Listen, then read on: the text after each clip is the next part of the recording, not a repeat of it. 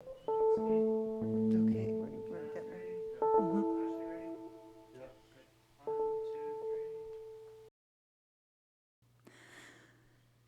Before we get started tonight, I just want to acknowledge that we are about to embark upon a journey of oral storytelling, and it is one of the most ancient human traditions.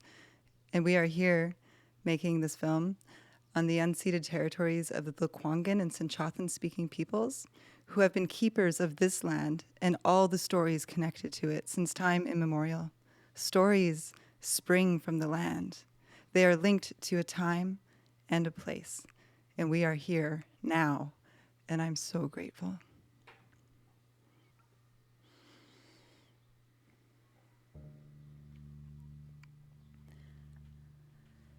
There is a familiar voice in this silence, just as there is a kind of love inside my grief. When I am alone and quiet enough to visit, the void eyes up my son and asks me, "What will you leave behind?" A past lover tells me that the anger was a gift from his mother. He tells me that he has only just now begun to know his father. His father's gift was the reckoning of his death. He tells me that upon his father's passing, he has revisited the suffering memories of adolescence and found them lacking, softer edged, but not without pain. There is so much regret over old anger harbored too long. I gave him my aching bones, tied together with all the hair I'd lost, tucked them into his cavernous hunger, and named it love. He thinks I took it back. I do not want it back. It was a gift. Well, my father gave me dear blood and dark chocolate held between frozen fingers. My mother parceled out small bits of calm and hid them between slices of dark bread. I have learned so much about caring, caregiving, or how to carry another person. A friend gives me crumbs of her secret sadness dropped into conversation, a not quite accidental path through the haunted woods of her family. There is a strange familiarity that hangs between us like a lingering habit. I don't know why I want to know her like this. It is instinctual and strange. But I've been learning to listen to the void when I am alone and calm enough to hear it. I see the quiet seed of her suffering hanging between hunched shoulders, a slowly gestating story still growing in the darkness close to her chest. Last night, while dreaming, I encountered my maternal grandmother. She was more vibrant than I ever knew her in life, more joyful. And I wake up grieving an old loss, grieving a version of her I never really knew, a version that knew happiness, one that gave me a knowing smile. I give of myself maniacally and hope to be kept. I give to those who have built careful blanket forts in my palms. I collect their soft shelters and hold them. When I am alone and still enough to return the void's steady gaze, I answer. Each gift is a small prayer, a vow, and a resurrection. One day, they will be an inheritance.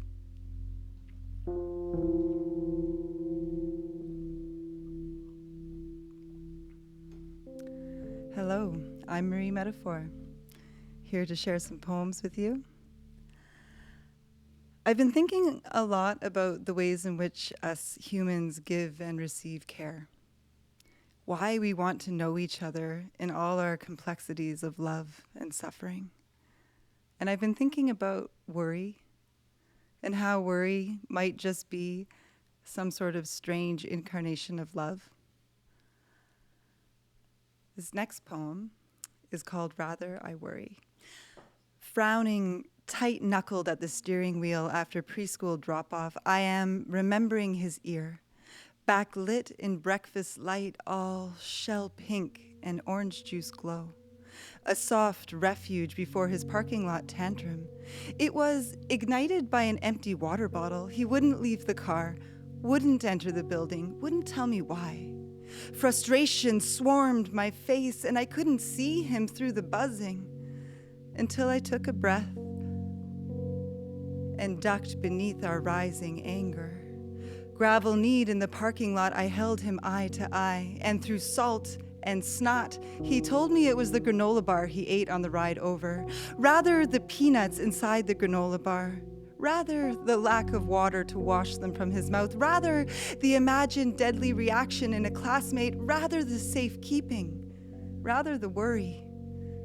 In dreams, my heart expands and contracts with such force, my t-shirt billows over my chest. But this is not some cartoon illustration of exaggerated love. It is the pounding panic of each worry, adrenaline rushing my chest in unison.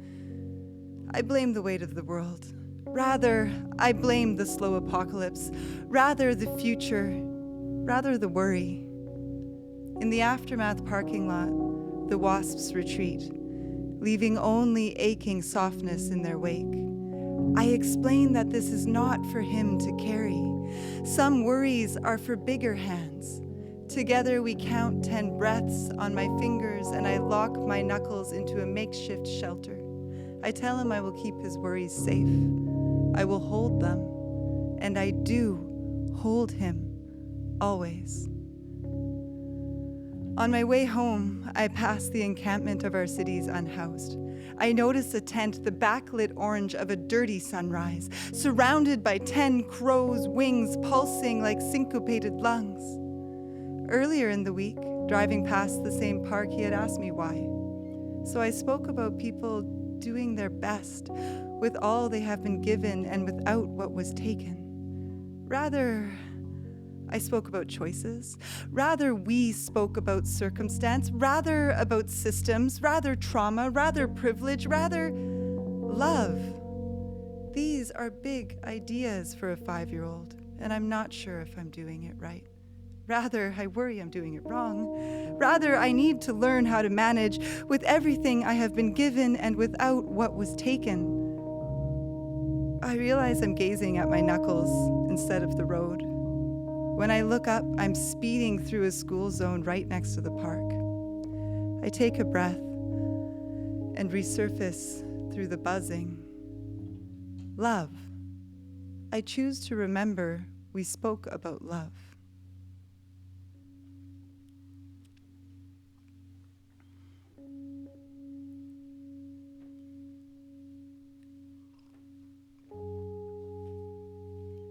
Voice wasn't ending is the next one. Our lives are poetry, art. Sometimes it's just something that happens and you see the metaphor in it, you see the symbolism, you see the beauty, and all you have to do is record it. You just have to capture that moment. You just have to write it down. This one is called His Voice Wasn't Ending. The man is a vacuum humming, a faucet running, an overhead fan. His features pixelated, his gestures a static buzz. He could be anyone. He is white noise prioritized over music and gradually increasing in volume. It's getting harder and harder to hear ourselves talk, to think. A vacuum humming while it sucks up all the air in this room and ejects filth. A song we grow accustomed to and then eventually fail to notice in the background of every moment. Of every moment, it's in the background. It's in the background of every moment. It's in the background.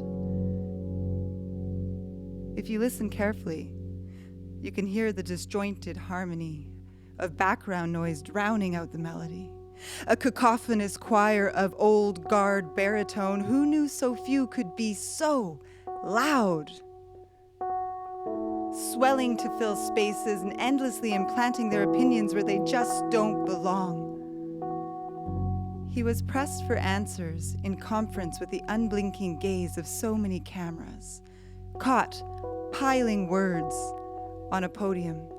It sounded like the far-off buzz of a chainsaw chewing green wood. Those charcoal teeth gnashing, soothed by an oily tongue. His voice was an ending, an empty field, uprooted insects and confused birds. His voice was the aftermath of a lost protest song, the tone-deaf persistence that steamrolls hope.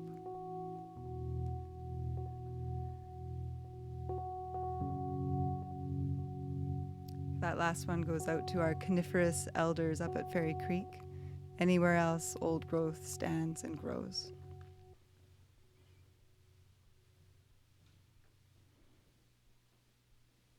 As soon as they were in his hands, he flushed with an automatic shame response. He said it was the warmth that did it.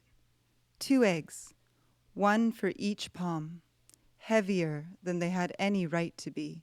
He took them without thinking, just because he could. He found the nest within arm's reach, and everyone knows gulls are a pest. After all, they shit everywhere, and who do you think has to clean it up? He tells me, his stomach clenched at how quickly they cooled in his hands. This next one is a poem that comes in the form of ill-fated advice for troubled lovers. And it's called How to Dress for Your Breakup. What to wear when seeing your lover for what perhaps is the last time. You want to remind him that he once thought you were attractive, but you don't want to look like you're trying too hard. Recall the last time he complimented your appearance and go for a watered-down version of this. Pull your hair off your face so she could touch your cheek unfettered, should she choose to reach out in the tenderness you've been missing. Or better yet, let your hair fall undone to your shoulders. It will remind her of sex. It will give you something to do with your hands.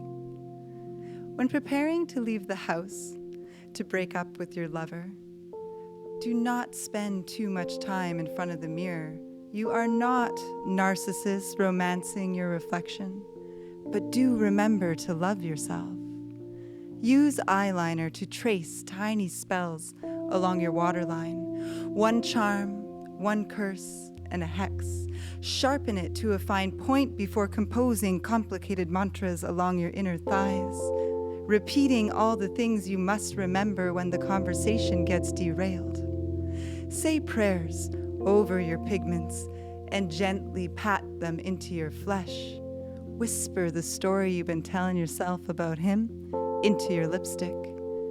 Turn the mirror to the wall to reflect on all the things you know to be true about him and about you. Do not wear your recently sleepless nights like a hair-shirted martyrdom. Be sure to conceal the dark crescents of your own carry-on eyes so they do not overshadow your convictions. Choose mascara as dark as the shadow that slipped between her caring and your defense, between her kindness and your violence. When preparing to leave the house to visit a lover you might be leaving, wear clean underwear. Ensure your body is cropped, clipped, and polished, just in case. You need to viscerally remind each other how good it feels for egos to feast on pretty flesh. After all, you must be prepared for anything. Massage exotic oils onto your pulse points. Select the ones that remind him of the childhood home he wishes he had, the ones that smell like breastfed babies and something sweet in the oven for dessert. When breaking up with your lover, be sure to wear a poem over your heart. A reminder that you do love yourself, and this is why, even now, you can still love them in all their vulnerable, defensive humanity, with all their glaciers and lava flows. You have learned that your own icebergs and deep sea eruptions are so much bigger below the surface. Remember, it is not vanity to love yourself enough to leave.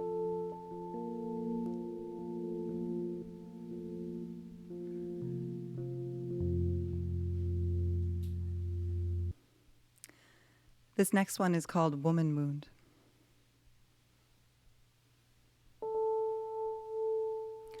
Woman wound, mother wounded. We all arrive breathless, new to breathing from our mothers ripped and bleeding. These women are Matryoshka dolls nested in their ancestry, with half of every future possible daughter already safely tucked in their ovaries before they are even born, and so on, and so on, and so on.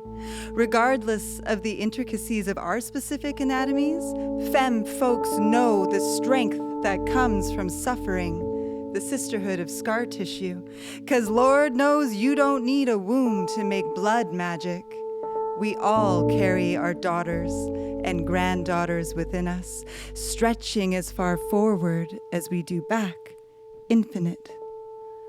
Scar tissue thickens our skin, and there are places it was stretched so thin that scars rise from the inside, painting a map of growth and elasticity on these bodies. We are all these women wounded, wound women wound around the idea of healing, of strength in scar tissue, of bleeding.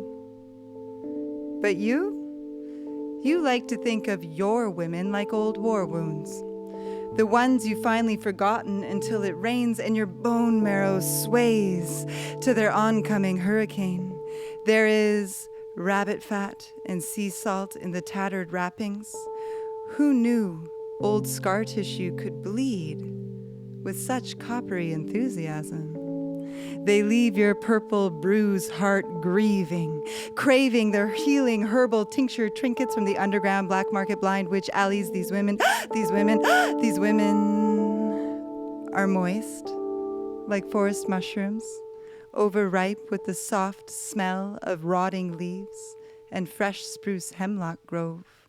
Sulphurous hot springs steam her pores with wild-crafted herbs and iridescent beetle wings. You know she's been painting her face with mica, forest fire charcoal, and ground red sandstone, sketching those fine lines that are tributary to her eyes. Tiny canyons carved by sun squinting, unblinking laughter, and the raw edge of emotions given license to riot, champion of the downward underdog, howling at her blood moon, governed by the same gravitational forces that rock the ocean to high tides. They are ghosts in a haunted house, these women, shouting incantations for the living, for the real. These imaginary best friends with their pet rock souls. These women wild whisper their way into your veins. Then set up meditation altars where your capillaries burst. Rose petal quartz and citrine incantation. Amethyst circle, amethyst circle, amethyst circle, purple. Your bruises rise without provocation. These wound women wound around your past. They are a broken suitcase sisterhood whose secret handshake involves highway thumb in their noses at your chest-pounding battle cries. And so on, and so on, and so on. These women.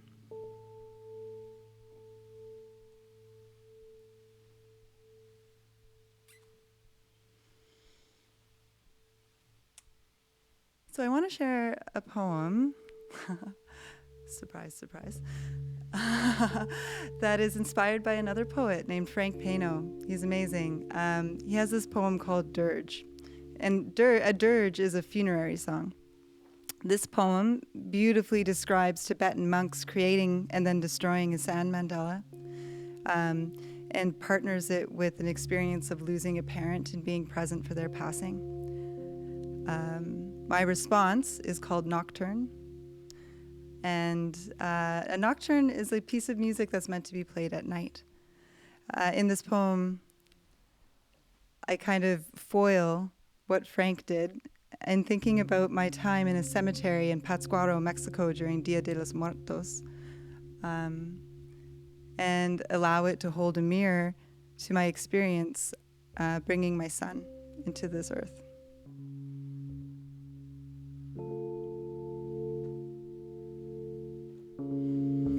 I have seen families make beds in graveyards, their blankets unrolled over long dead ancestors, children coaxing dreams from the soil, inexplicitly still in the blue-lunged night, as if inviting a haunting, familiar as a well-worn memory. I have heard the mother's spoons in cooking pots like a shovel breaking ground. Watched them scrape gritty kitchens out of headstones into midnight meals for the dead to share with the living. Though the dead stay dead, their candles speak in tongues of light, licked over child, grandchild, great-grandchild. Their gold-burnished greetings dance the cemetery into somber celebration and umber-shadowed farewells. The marigolds gather candlelight and moonlight to mix in soft cups, as if to say, return to the fiery earth, to the cool air, rest and gather, you will be remade. This same hopeful votive I burned in my exhausted chest as I finally pushed my son from the earth, from the air, his first lungful of breath thrown back to the world in the manner all children tend to underestimate gifts, as if it hurt to hold. I could not say for certain he'd arrived until his screaming mouth found my nipple, eyes as dark as a candle wick, tugging at the astonished roots of my breast. His fists open to the unfamiliar air, and my heart,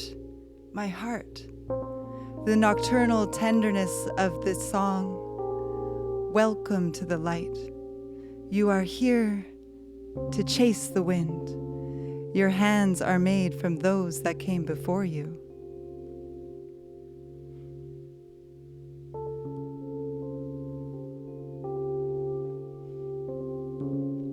Thank you for watching and listening. I believe that the audience completes the circle drawn by the artist. It feels so good to have these stories exist in the world. My last poem for you tonight is called So Full of That Light.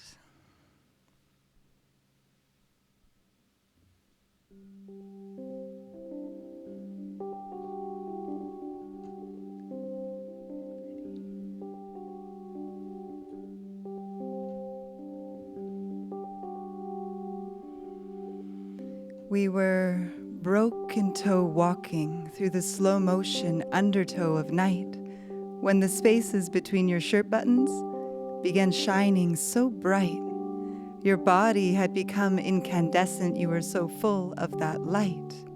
Hallowed be the dreamers on this unexpectedly consecrated ground, whose third eye blinkingly blearily wakes up and begins to look around.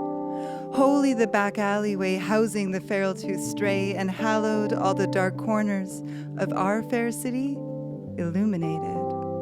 Holy the messianic mothers with tired eyes and muddy hearts, their grass-stained skin as soft as sponge cake.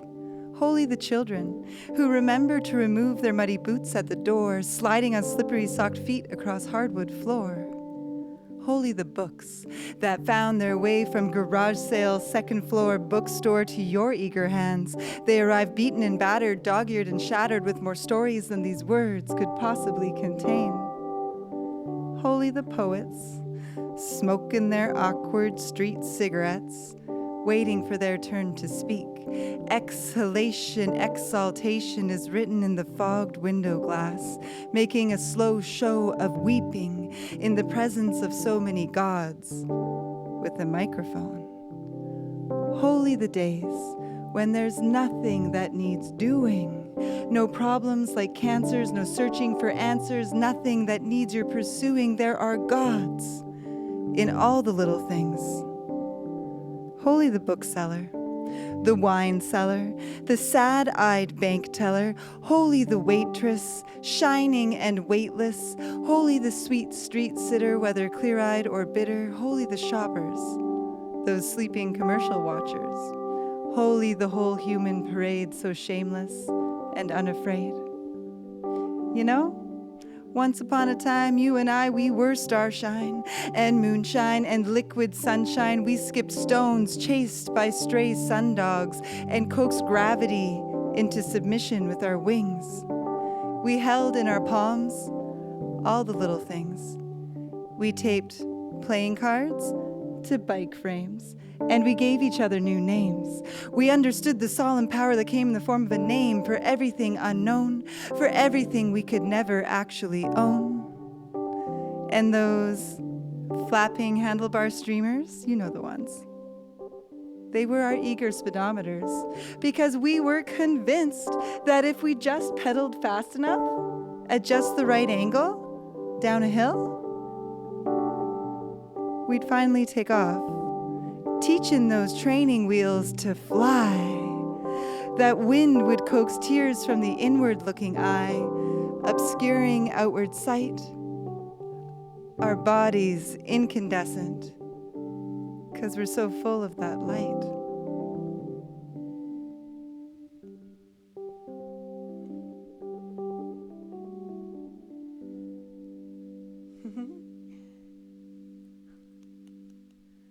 Let's hear it for MCD on the keys. Yeah.